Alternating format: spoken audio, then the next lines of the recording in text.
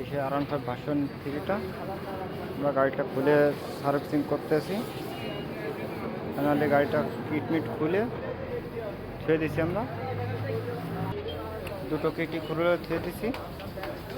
সামনের অংশটা আমরা খুলবো এখন।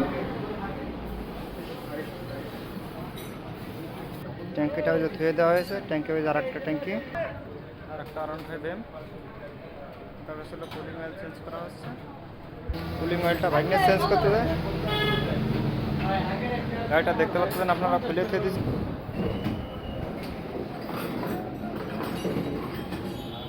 খোলা হয়ে গেছে R15 ভার্সন এমটা।